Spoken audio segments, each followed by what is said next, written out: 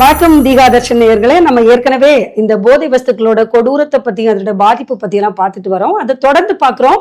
நம்முடைய சிறப்பு விருந்தினர் அரவிந்த் பாரதி அவங்க கிட்ட மேலும் பல தகவல்களை கேட்டு பெறலாம். இப்ப நம்ம நிறைய விஷயங்களை ஏற்கனவே பேசியாச்சு.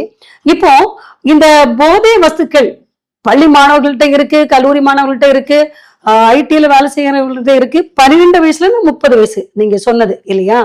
இப்போ இதுல வந்து ஹையர் குவான்டிட்டி இளைஞர்களா, இல்ல வேலைக்கு போறவங்களா, வேலை கிடைக்காத இளைஞர்களா, இல்ல ஸ்டூடெண்ட்ஸா, இவங்க வந்து ஜஸ்ட் ஒரு ஃபன்னுக்காக சாப்பிட்றாங்களா, இல்ல அவங்களோட ஒரு அடிக்ஷன் இதுல எப்படி வருது, ஒரு டிப்ரெஷனுக்காக, ஒரு டென்ஷனுக்காக சாப்பிட்றாங்களா, இல்ல எதையாவது அச்சீவ் பண்ணணும், எதையாவது எதிர்நோக்கி சாப்பிட்றாங்களா அப்படிங்கிற ஒரு கேள்வி. அதுக்குள்ள நம்ம பேசிக்கலாம். ரெண்டு எக்ஸ்ட்ரீமுமே இருக்கு. நான் வந்து தொடர் தோல்வியாளன், எனக்கு எதுவுமே இல்லை, எனக்கு ஃப்ரெண்ட்ஸ் இல்லை, எனக்கு கேர்ள் ஃப்ரெண்ட் இல்லை, எனக்கு பாய் ஃப்ரெண்ட் இல்லை, என் ஃப்ரெண்ட் என்ன ஏமாத்திட்டான், ஃப்ரெண்ட்ஷிப் பிரேக்கப்லாம், ஐயோ அந்த அக்கப்போர்லாம் அந்த எமோஷனல் ஃபீலிங்ஸ்ல தான் நிறைய இது மாதிரி ஆகுறாங்க. கடுமையான அக்கப்போர். எங்க வீட்டுல ஓடிடி இல்லைன்றதுக்கெல்லாம் கூட அந்த அதாவது எதுக்கு மனசு உடையணும்ன்ற ஒரு காரணம் இமேஜின் பண்ண முடியாத அளவுக்கு ஒரு காரணத்தை வச்சிருப்பாங்க. நீங்க நியாயமா நீங்க சாதாரணமா கேட்டீங்கன்னா ரொம்ப சிரிப்பீங்க. ஆனா அந்த லைஃப்ல நான் போய் பார்க்கும்போது, நான் வந்து ஒரு டீனேஜரா இருந்து இன்னைக்கு இருக்க ஒரு டீனேஜரோட லைஃப்ல போய் பார்க்கும்போது அது எனக்கு உண்மையாவே ஹர்ட்டிங்கா தான் இருக்கு. அந்த வயசுல இருக்கக்கூடிய குழந்தைக்கு இதெல்லாம் கூட பாதிக்குதா, இதெல்லாம் கூட அவங்க மனசுல வந்து ஒரு பெரிய ஒரு கவலை ஏற்படுத்துதா, என் வீட்டுல என் போனை கையில வாங்கிட்டாங்க அப்படிங்கிறது ஒரு பெரிய ஒரு இன்னை உள்ள தலைமுறை எந்த அளவு இருக்கிறதுங்க ரொம்ப வருத்தமா இருக்கு. நல்ல அச்சீவ் பண்ற, தன்னை திறமையாக வைத்துக் கொள்ளக்கூடிய சூழல்களை மாற்றக்கூடிய, இப்போ உதாரணத்துக்கு ஒரு மிகப்பெரிய ஒரு இன்ஸ்டியூட்னு வச்சுக்கோங்க, we can take top institutes of Chennai, இல்ல வந்து இந்தியாவுடைய மிகச்சிறந்த சில கல்வி நிறுவனங்கள் சென்னையில இருக்கு. அந்த மாதிரியான நிறுவனங்கள்லயே பாத்தீங்கன்னா கண் கூட இந்த ரெண்டு எக்ஸ்ட்ரீம் பசங்களை பார்க்கலாம். அதாவது இவங்க எல்லாம் வந்து டாப் நாச்சா இருப்பாங்க, இவங்க என்ன சயின்டிஸ்ட் பாருங்க அப்படின்ற நீங்க பேச்சுவாக்கிலே சொல்லக்கூடிய பிள்ளைங்கள் பார்க்கலாம். உள்ள போயிட்டு ஐயோ நம்ம இங்க வந்துட்டோமே, நம்மளால எதுவுமே பண்ண முடியாது போல இருக்கே, நம்ம தோத்தாங்குலியோ, நம்ம மாட்டிக்கிட்டோமே, நமக்கு எதுவுமே தெரியலையேங்கிற ஒரு சூழ்நிலை. ஏன்னா இவர்களுக்கு 2 வகையிலுமே வந்து ஒரு பெரிய ஆனா இதுல வந்து 2 விதமான பிள்ளைங்க வந்து மாற்றாங்கன்னு நான் நினைக்கிறேன். ஒண்ணு வந்து பினான்சியலா வந்து கொஞ்சம் கஷ்டப்படுறவங்க, இன்னொன்னு வந்து லாங்குவேஜ் ப்ராப்ளம். இப்ப வில்லேஜ்ல எல்லாம் படிச்சுட்டு ஹையர் மார்க் எடுத்து இங்க உள்ள வரவங்க, அவங்களுக்கு வந்து ஃப்ளூயன்சி சில லாங்குவேஜ்ல இல்லைங்கிறதுனால ஒரு டிப்ரெஷன் வருது, ஒரு தாழ்வு மனப்பான்மை வருது. இன்னொன்னு இன்னபிலிட்டி, அவங்ககிட்ட மற்ற பிள்ளைங்களை கம்பேர், சிட்டியில வளர்ந்த பிள்ளைங்களை கம்பேர் பண்ணும்போது இந்த கிராமத்துல பிள்ளைங்களுக்கு அவங்களும் நம்ம வந்து திறமை இல்லையோ, அவங்களே எல்லாருக்கிட்ட மிங்கிள் ஆக முடியலையோ, அவங்களே எவ்வளவு ஆக்டிவா இருக்காங்க, அந்த ஒரு இது கூட இவங்களை வந்து இந்த மாதிரி கொண்டு போகுதா? இது வந்து ஒரு மேம்போக்கான ஒரு காரணமா சொல்லிக்கலாமே தவிர இது உண்மையான காரணம் இல்லை. நான் எதனால பாதிக்கப்படுவேங்கிறதுக்கான எந்த விதமான ஒரு நிச்சயத்தன்மையுமே ஒரு ப்ரெடிக்ஷன் சொல்ல முடியாது, எதுவுமே கிடையாது. இப்போ ஒரு சின்ன ஒரு ஃப்ரெண்ட்ஷிப் பிரேக்கப்பா இருக்கலாம், இல்ல உண்மையாவே அந்த வயதிற்கான ஒரு பாலின ஈர்ப்புல நான் பாதிக்கப்பட்டிருக்கலாம், இல்ல படிப்பினுடைய வீரியம், ரைட், நான் வந்து இந்த இது சப்மிட் பண்ணணும், இது முடிக்கணும், அதை முடிக்கணும், தொடர்ந்து முடிச்சிருக்கணும், எனக்கு வந்து 18 ஒரு நாளைக்கு 22 மணி நேரம் வேலை செஞ்சாதான், தொடர்ந்து வேலை செஞ்சாதான் என்னால் இதை முடிக்க முடியும், நான் ஸ்டார்ட் அப் கனவுகள்ல இருக்கேன், இப்படி இருக்கக்கூடிய பிள்ளைங்க ஒரு பக்கம். இன்னொன்னு, எதுவுமே பண்ணி எனக்கு ஒர்க் அவுட் ஆகல, இவன் சரியில்லை, அவன் சரியில்லை, அவர்கள் நசுக்கிறார்கள், என்னை பிதுக்குகிறார்கள், இந்த மத்தவங்களையே குற்றம் சொல்லி இப்போ காலையில எழுந்தோடனே எனக்கு யாராவது திட்டணும், நான் ரொம்ப லோவா ஃபீல் பண்றேன். ஃபர்ஸ்ட் அடிக்ஷன் சோசியல் மீடியா, 2வது அடிக்ஷன் இன்ஸ்டாகிராம். இதெல்லாம் தாண்டி போகும்போது ஒரு பிடிமானம் தேவைப்படுது. இப்போ நான் யூஸ்வலா சொல்லுவேன், த்ரில் ஃபேக்டர்னு ஒன்று சொல்லுவேன். நான் ஸ்கூல் படிக்கும் போது அந்த ஒரு எண்ணம், நான் ஒரு ஸ்டேஜ்ல வந்து ஸ்கூலுக்காக டெய்லி ட்ரெயின்ல போக வேண்டிய ஒரு கட்டாயம் இருந்தது. நான் டெய்லி வந்து ஒரு 5 ரயில்வே ஸ்டேஷன் தாண்டி ட்ரெயின்ல போவேன். இப்போ அந்த வயசுல வந்து ஒரு ட்ரெயின்ல வந்து ஒரு ஃபுட்போர்டு ஏறுறது அப்படிங்கிறது ஒரு +1 படிக்கிற பையனுக்கு, ஒரு 10th படிக்கிற பையனுக்கு ஒரு ஆர்வம் இருக்குதான் செய்யும். பட் எனக்கு அந்த ஏஜ்லயே அது பார்க்கும்போது, கூட இருக்கிற நெட்வொர்க்கில் பார்க்கும்போது, ஏன் அது வருது அப்படின்ற பார்க்கும்போது, அது வீரெல்லாம் கிடையாது, த்ரில். இப்போ என் கிளாஸ்மேட்ஸ் 5 பேர் வராங்க, என் ஸ்கூல் பசங்க 10 பேர் வராங்க, பக்கத்து ஸ்கூல் பசங்க ஒரு 10 பேர் வராங்க, இவங்க என்ன நான் எப்படி காமிச்சுக்கேன், ஒரு த்ரில் ஃபேக்டர். வா, இப்போ ஃபுட்போர்ட் பழகிடுச்சு, அடுத்து என்ன பண்றது, ஓகே தேய்ச்சின் போலாம், அடுத்து என்ன பண்றது, ஒரு தம் அடிக்கலாம், அடுத்து என்ன பண்றது, ஒரு தண்ணி அடிக்கலாம். இப்போ த்ரில் பத்த மாட்டேங்குது. ஏன்னா இப்ப நீங்க யோசிச்சு பாருங்களேன், குடிங்கிறது ஃபர்ஸ்ட், சிகரெட்டுங்கிறது ஒரு கிடைக்கிறதுக்கு கொஞ்சம் கஷ்டமான விஷயங்க. சிகரெட் வாங்கினா ஒரு 2 கிலோமீட்டர் போகணும். ஒரு சிகரெட் 40 ரூபான்னு இருந்தா சிகரெட் பிடிக்கிறது எப்படி இருக்கும்? கொஞ்சம் அதுக்கு கஷ்டப்படணும். ஒரு சிகரெட் பிடிக்கிறதுக்கு நான் கஷ்டப்படணும். எனக்கு 8 ரூபா 10 ரூபாய்க்கு இந்த சிகரெட் பிடிச்சிட முடியும். எனக்கு அதிகபட்சம் ஒரு 20 மீட்டருக்குள்ள, ஒரு 100 மீட்டருக்குள்ள என்ன ஒரு 4 கடை கண்டுபிடிச்சோம். இப்ப அடுத்த ஒரு பிரச்சனை வருது. அந்த த்ரில் எனக்கு பழகி போச்சு, தம்மு பழகிடுச்சு. அடுத்து என்ன பழகுது? ஒரு த்ரில் தேவைப்படுது. எல்லாரும் தம் அடிக்கிறாங்க, இதெல்லாம் பெருசா த்ரில் இருக்கு. நல்ல சிகரெட். இப்ப பீடியில சிகரெட் மாறின காலம், இப்ப பீடி கிடையாது. இப்ப பாருங்க, கூலி படத்துல பீடியை ஹைப் பண்றாங்க. த்ரில் ஏதோ ஒன்று பண்ணணும், நம்ம பீடியை ஹைப் பண்ணணும். இப்போ சிகரெட்டுக்கு அப்புறம் ஒரு த்ரில் தேவைப்படுது. அந்த த்ரில் தான் சாராயம். ஐ மீன் நம்ம வந்து நம்ம பேர் வந்து தமிழ்நாட்டு அரசு நிறுவனமா டாஸ்மாக் போன ரொம்ப வருத்தம். அது அதாவது இந்த ஆட்சி காலம் இல்ல, எல்லா ஆட்சி ஒரு பெரிய சப்ஜெக்ட். ஆனா எனக்கு அவைலபிலிட்டி ரொம்ப ஈஸியா இருக்கு. Any bus stand, any railway station, any college, அடுத்த ஒரு 500 மீட்டர்ல எனக்கு காலேஜ். நீங்க பப்ளிக் பிளேஸ்ன்னு எடுத்துக்கோங்களேன். இப்ப எங்கேயாவது வழி கட்டிங்கன்னு வச்சுக்கோங்களேன், கூகுள் மேப்புக்கு அடுத்த எஃபெக்டிவான ஒரே வழி தமிழ்நாட்டுல எந்த ஒரு டாஸ்மாக், எந்த டாஸ்மாக்னு சொன்னீங்கன்னா வழி கிடைச்சிடும். சார் அந்த டாஸ்மாக் போய் ரைட், அந்த ஒரு டாஸ்மாக் போய் லெஃப்ட், இதுதான். டாஸ்மாக் தான் இன்னைக்கு வந்து தமிழகத்தினுடைய மிகச்சிறந்த லேண்ட்மார்க். முன்னாடி எல்லாம் புதுச்சேரியில சொல்லுவாங்க, போனா ஒரே கடையா இருக்குப்பா அப்படின்பாங்க. இப்ப தமிழ்நாட்டுல நீங்க அதை பார்க்கலாம். எந்த அளவுக்குன்னா மக்கள் விருப்பத்திற்கு ஏற்ப சில இடங்கள்ல 2-3 கடையெல்லாம் திறந்து வச்சிருக்காங்க. இந்த பக்கத்துல இருக்கு, ஒரு கடை தொட்டு இன்னொரு கடை, அதுல இது கிடைக்கும், இதுல அது கிடைக்கும் அப்படின்ற மாதிரி. இப்போ அந்த த்ரில்லு போயிடுச்சு. இப்ப அடுத்த த்ரில்லு தேவைப்படுது. என்ன த்ரில்லு தேவைப்படுது அப்படின்னா, இப்போ குடிங்கிறது ஒரு ஒண்ணுமில்லாத, ஒரு இல்லாத சொல்லுவாங்க எறும்பு கடி அப்படின்னு, அந்த மாதிரியான த்ரில் ஆயிடுச்சு.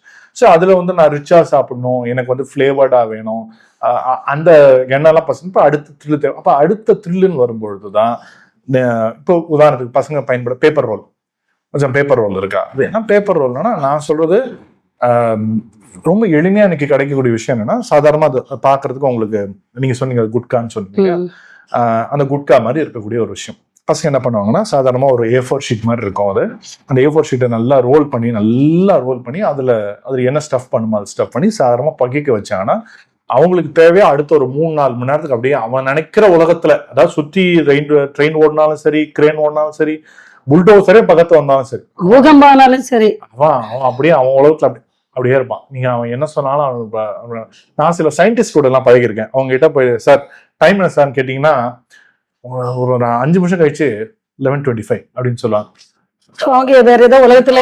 ஒரு உலகத்துல இருப்பாங்க. நான் ரொம்ப வருஷம் வந்து ஒரு சினிமா கம்பெனில ஒர்க் பண்ணிட்டு இருந்தேன். அப்போ கிட்டத்தட்ட இளையராஜா அவர்களை வந்து ஒரு சில வருஷங்கள் தொடர்ந்து பார்ப்பேன். காலையில ஒரு கரெக்ட் டைம் வருவார். யார் வணக்கம் வச்சாலும் அவருக்கு எனக்கு தெரியாது. ஏன்னா அப்படி உச்சத்துல இருக்கிறது இவனுக்கு தப்பா நினைச்சுக்கிறாங்க. இன்னைக்கு வந்து நம்ம அந்த ஹைல இருக்கணும்னு, அதாவது ஒரு எண்ணம், ஒரு ஏதோ ஒரு விஷயத்து மேல வெறியா இருந்து அந்த ஹைல இருக்கிறது வேற. இன்னைக்கு ஹையா இருக்கிறதுக்காகவே இதெல்லாம் பயன்படுத்துறாங்க. நான் டைரக்டா சொல்றேன், 2011 இருந்து 10ல இருந்து 14 வரைக்கும் என்னோட நேரடி அனுபவம். டெய்லி மத்தியானம் 11 மணில இருந்து 2:30 மணி வரைக்கும் any train that runs between beach to Mylapore or Velachery, அந்த டைம்ல வந்து இவ்வளவு கூட்டங்கள் கிடையாது. காலையில இருக்கும், ஈவினிங் இருக்கும். இந்த 11:30 மணிக்கு மேல பாத்தீங்க அப்படின்னா ஒரு 13-14 வயசு பசங்க ட்ரெயின்ல வந்து ஓடி வந்து ஏறுவாங்க. ஒரு ஓரமா உட்காந்துப்பாங்க. ஓரமா உட்காந்துட்டானா பீச்சு, அதுக்கு அடுத்து ஃபோர்ட்டு, இல்ல இந்த பக்கம் போற லைன் அந்த பக்கம் வண்ணார்பேட்டை அந்த லைன், இல்ல இந்த பக்கம் போறது அந்த ட்ரிப்ளிகேன் வரைக்கும் சர்வசாதாரணமாக பசங்க வண்டியிலேயே உட்காந்து, ட்ரெயின்லயே உட்காந்து புகைச்சிக்கிட்டு வருவாங்க. நான் சொல்றேன், இதெல்லாம் நடந்து ஒரு 12 வருஷத்துக்கு நான் சொல்றேன். இந்த இன்சிடென்ட் இது யாருக்கிட்ட இருக்குன்னு அந்த பசங்கிட்ட பேச்சு கொடுப்பேன், முடிஞ்ச அளவுக்கு பேசுவேன். இது விட்டுருங்க. ஏன்னா நீங்க அவனை போய் போலீஸ் கிட்ட பிடிச்சி கொடுக்கறதுல பிரயோஜனம் கிடையாது. ஏன்னா போலீஸ் வந்து ஜோனேல்னு எப்படி இருந்தாலும் விட்டுருவாங்க. அவனுக்கு அதிகப்படியான பாதிப்பு கிடையாது. அந்த பிள்ளைங்க வரக்கூடிய அப்பா அம்மா விட்டு போயிருப்பாங்க, சிங்கிள் பேரண்ட் சில்ட்ரனா இருப்பாங்க, குடும்பத்துல ஏதோ பிரச்சனை. இப்ப நம்ம அந்த 12 வருஷத்துக்கு முன்னாடி வந்து இப்போ கரண்ட்டுக்கு வந்துருவோம். கரண்ட்டுக்கு வந்தா இப்போ அந்த என்னோட கேள்வி இப்போ என்னன்னா, இப்போ இது மாதிரி பாதிக்கப்படுறவங்க எந்த பேக்ரவுண்ட்ல, மோஸ்ட்லி எந்த பேக்ரவுண்ட்ல இருக்காங்க, அது மட்டும் இல்லாம இப்ப இவங்களால கண்டிப்பா அவங்களோட ஃப்ரெண்ட்ஸுக்கு பாதிப்பு இருக்கும், குடும்பத்துல பாதிப்பு இருக்கும், சமூகத்துக்கு பாதிப்பு இருக்கும். இந்த பாதிப்பு தான் இப்போ மெயினா நம்ம வந்து பேரண்ட்ஸ்க்கு சொல்ல வேண்டிய சம்பந்தம். என்னோட இன்னொரு என்னன்னா, இதெல்லாம் பாதிக்கப்பட்ட குடும்பத்துல இருக்கக்கூடிய, நீங்க சொல்லிடலாம் இவங்க வந்து அண்டர் பிரிவிலேஜ் சில்ட்ரன், இவர்கள் வசதி கிடைக்காத பிள்ளைகள் அப்படின்னு சொல்லலாம். இன்னொரு எக்ஸ்ட்ரீம் ஒன்று இருந்தது. வேலுச்சேரி, அடையாறு, இங்க ஒரு பாஷா ஒரு கம்யூனிட்டி இருக்கும். அங்க பசங்க வாரத்துக்கு ஒரு நாள் மீட் பண்ணுவாங்க. தேனியில இருந்து வந்திருக்கடா, கம்பத்துல இருந்து வந்திருக்கடா, கேரளால இருந்து வந்திருக்கடான்னு சொல்லி அவங்களுக்குள்ள ஒரு செல்ஃப் டிஸ்ட்ரிபியூஷன் அதெல்லாம் பண்ணிட்டு இருக்காங்க. இன்னைக்கு இது எதுவுமே கிடையாது. சர்வசாதாரணமா நீங்க எதிர்பார்க்காத சாதாரணமா ஒரு 9th 10th 11th படிக்கக்கூடிய சாதாரணமா படிக்கக்கூடிய நல்ல ஒரு ஆக்டிவா இருக்கக்கூடிய ஒரு பேசிக் ஸ்போர்ட் விளையாடக்கூடிய வீடியோ கேம்ஸ்ல ஏதோ அடிக்டா இருக்கக்கூடிய ஒரு பிள்ளை இந்த பேப்பர் ரோல் பயன்படுத்துறது இன்னைக்கு பார்த்து இப்ப ஸ்கூல் காலேஜ் அண்ட் இளைஞர்கள் அதாவது ஆபீஸ்ல வேலை செய்யறவங்க இளைஞர்கள் கிட்ட எந்தெந்த வடிவத்துல எந்தெந்த ஃபார்ம்ல கிடைக்குதுங்கிறத சொல்லுங்களேன். இன்னைக்கு இந்த சோசியல் மீடியால எல்லாம் பாத்தீங்கன்னா ஃபன் ட்ரக்ஸ் அப்படின்னு சொல்லிட்டு ரொம்ப கூலா எடுத்துட்டு போறாங்க. இதெல்லாம் ரொம்ப ஒரு டேஞ்சரான ஒரு ட்ராப் மாதிரி எல்லாம் நமக்கு தெரியுது தானே? எனக்கு தெரிஞ்சது ஏற்கனவே நார்மலைஸ் ஆயிடுச்சுன்னு தான் நான் சொல்லுவேன். இது நார்மலைஸ் ஆயிடுச்சு, ரொம்ப நார்மலைஸ் ஆயிடுச்சு. இப்போ நீங்க கவனிச்சிருப்பீங்களான்னு தெரியல, பசங்க சாதாரணமா விளையாட்டு பச்சை இல்லை அப்படின்பாங்க. இன்ஃபேக்ட் யாரு ஞாபகம் இல்லை, ஐ திங்க் யுவன் சங்கர் ராஜா நினைக்கிறேன், அவர் ஒரு பாட்டே போட்டார் பச்சை இல்லைன்னு சொல்லிட்டு. பிரதீப் ரங்கநாதன் ஒரு படத்துல, அது ஒரு ஹிட்டான ஒரு படம், லவ் டுடே நினைக்கிறேன். அதுல அந்த பாட்டு செம்ம ஹிட். ஃபாஸ்ட் ஃபார்வர்ட் பண்ணி இன்னைக்கு பாத்தீங்கன்னா இன்னைக்கு ரியோன்னு ஒரு ஹீரோ இருக்காரு, அவர் படத்துல கிஸ்ஸான்னு ஒரு சாங், அது ஃபுல்லா டிரான்ஸ்ல இருக்கிற மாதிரியே தான் இருக்கும். அது முழுக்க முழுக்க நீங்க பாட்டு கேட்கறதுக்கு ஏதோ ஒரு ஃபன் சாங்கு, வார்த்தையை கவனிச்சிங்க, உங்களுக்கு அந்த நெட்வொர்க் தெரியும்னா அந்த பாட்டு என்னன்னு உங்களுக்கு புரியும். ஓ, அவ உள்ளுக்குள்ள ஒரு அர்த்தத்தோட இந்த பாட்டெல்லாம் இருக்கு. இது இந்த பப்ளிக் அரசுக்கு யாருக்கும் தெரியாதுன்னு நினைக்கிறீங்களா? தெரிஞ்சவர்களுக்கு தெரியும், கவனிக்க வேண்டாம்னு நினைக்கிறவங்க என்ன பண்ண போறாங்க? இதை இப்போ நீங்க இது ஸ்டேட் டிபார்ட்மெண்ட் எடுத்துட்டு இல்ல மதுவிலக்கோ இல்ல இவங்க இதை கொண்டு போய் ட்ரக்ஸ் இல்லாம நார்கோட்டிக் டிபார்ட்மெண்ட்டோ யூடியூப்ல வந்துருக்குன்னு போய் பிளாக் பண்ண போறாங்களா? கிடையாது. நான் யூடியூப்னு ரொம்ப சாதாரணமா சொல்றேன். இப்போ இன்ஸ்டாலையோ இப்போ இன்னைக்கு நம்ம பசங்களோட அதிகமான இப்போ புதுசா ஒரு ட்ரெண்ட்ல ஓடிட்டு இருக்குது, இந்த மாதிரி நிறைய ட்விட்ச் இருக்கு. ஆனா இதெல்லாம் மீடியால எல்லாம் எப்படி ஒரு சென்சேஷனல் இஷ்யூவா காமிக்கிறாங்களா, இல்ல ஒரு டீப்பான ஒரு சமூகத்தை பாதிக்கக்கூடிய ஒரு அம்சமா ரொம்ப டீப்பா எடுத்துட்டு போறாங்க? சென்சேஷனா காட்டுறாங்க. இப்போ அந்த பிள்ளைங்க ஒரு 5 பேர் அரெஸ்ட் பண்ணாங்க, ஞாபகம் தனியா ஒரு லேப் வச்சு மெத்து தயாரிச்சு அந்த பிள்ளைங்க. அந்த சப்ஜெக்ட பத்தி எத்தனை மீடியா ஓப்பனா பேசுச்சு, எத்தனை மீடியா பசங்க ஏன் அதை பண்ணாங்க, இப்போ பண்ணாங்க ஐயோ அந்த காலேஜ் அந்த காலேஜ் டேமேஜ் பண்றதோ இல்ல அந்த ஒரு சொசைட்டியோ அந்த பிள்ளைங்களோட ஃபேமிலியை டேமேஜ் பண்றதுலயோ இருந்த அந்த ஒரு கவனம் மீடியால ஏன் பசங்க தானே தயாரிக்கிற நிலைமைக்கு போயிட்டாங்க?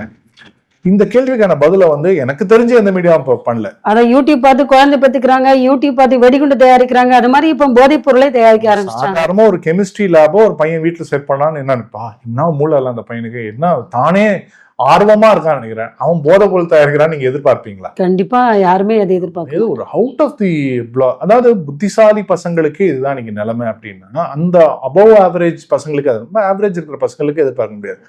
அப்ப இன்னைக்கு காமிக்கிற மீடியா வெளிச்சம் எல்லாம் போதாது அப்படின்னு நினைக்கிறீங்க?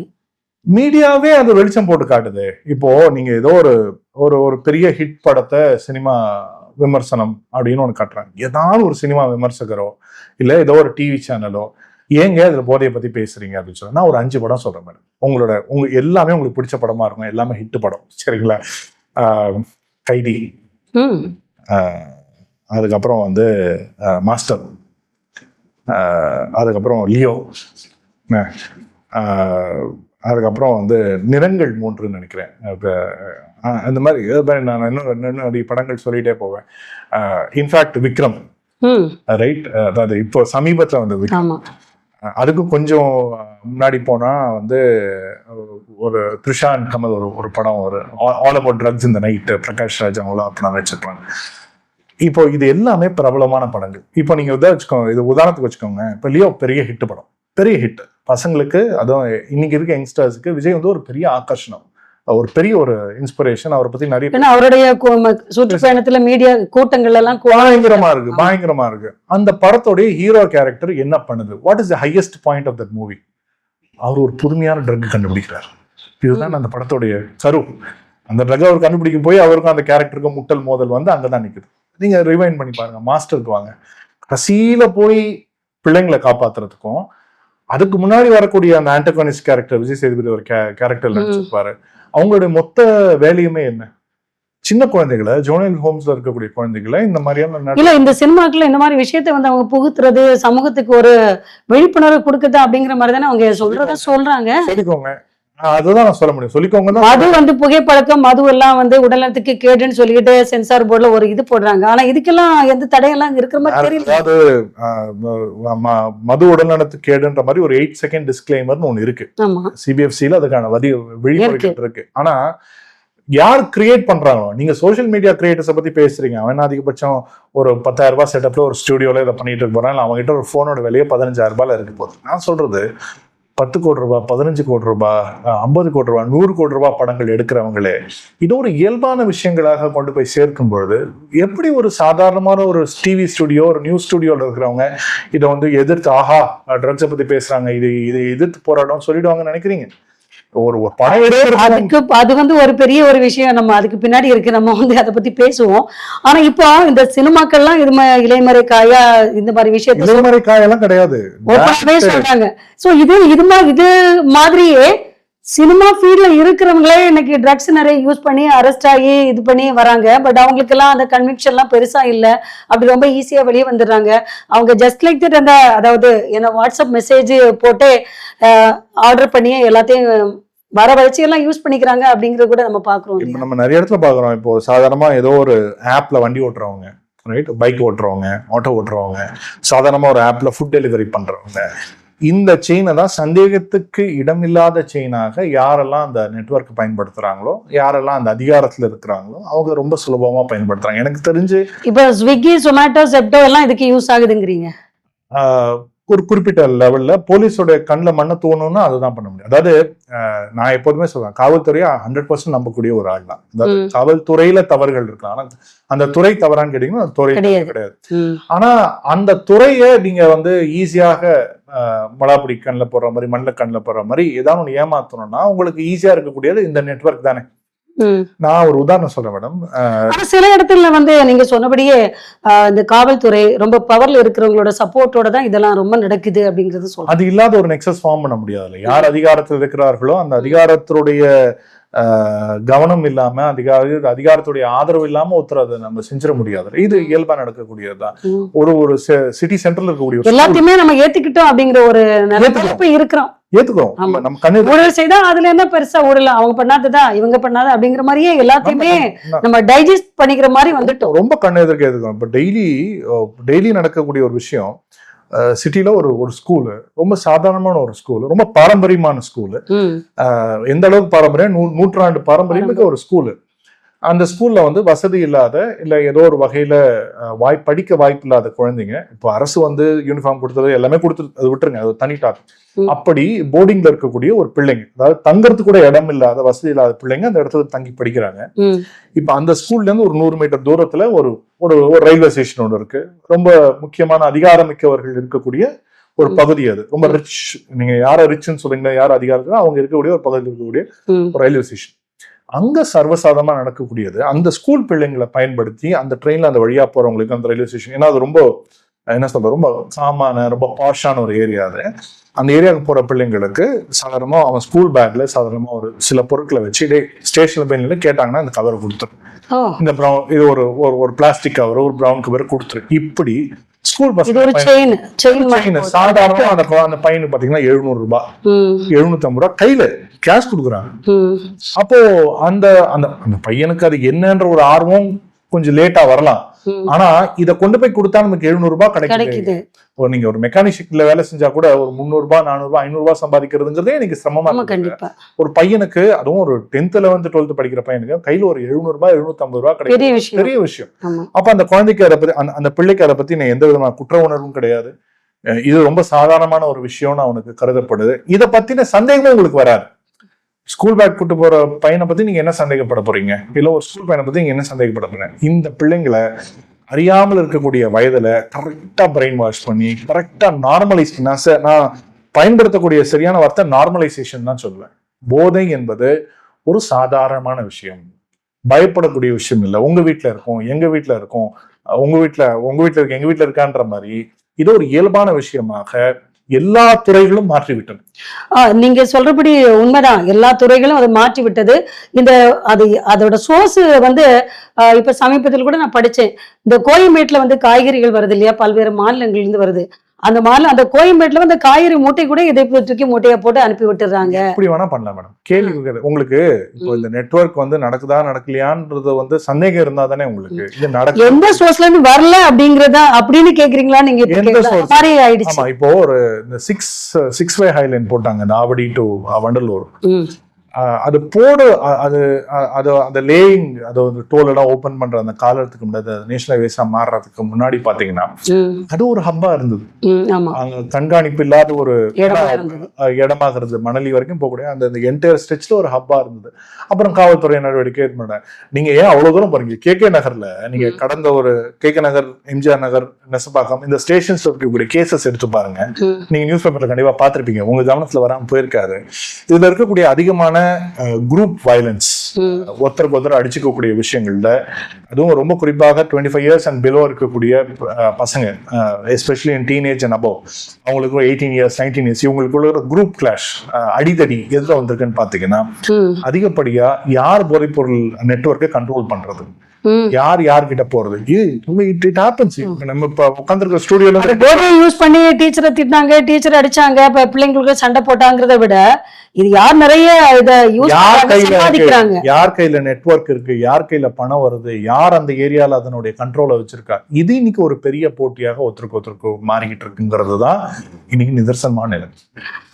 என்ன நேயர்களே, போதை பொருளோட வீரியம் நம்ம பிள்ளைங்களை எல்லாம் எந்த அளவு ட்ராப் பண்றாங்க, காசுக்காக நம்ம பிள்ளைங்களை எப்படி பயன்படுத்துறாங்க, அந்த நெட்வொர்க் எவ்வளவு டேஞ்சரா நம்ம சமூகத்துல இருக்குங்கிறதெல்லாம் ஒரு ரொம்பவே துயரமான, ரொம்ப ஆச்சரியமான, ரொம்ப வருத்தமான ஒரு விஷயம்.